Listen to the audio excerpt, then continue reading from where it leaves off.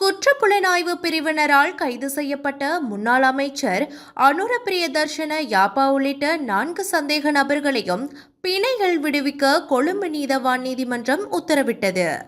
நீண்ட பரிசீலனைக்கு பிறகு கொழும்பு மேலதிக நீதவான் ஹர்ஷன கெக்குனவல இன்று இந்த உத்தரவை பிறப்பித்தார்.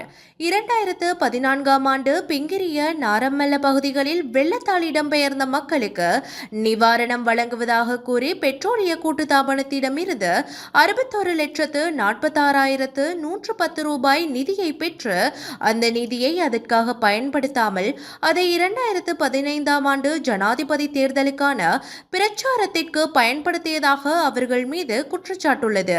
அதன்படி இந்த நிதியை முறைகேடாக பயன்படுத்தியுள்ளதுடன் பொது சொத்தின் கீழ் வரும் குற்றமாக இருப்பதால் சட்டமா அதிபரின் ஆலோசனையின் பேரில் இந்த கைது இடம்பெற்றுள்ளதாக போலீஸ் ஊடக பேச்சாளர் தெரிவித்திருந்த நிலையில் தற்போது நீதிமன்றம் அவர்களுக்கு பிணை வழங்கியுள்ளமை குறிப்பிடத்தக்கது.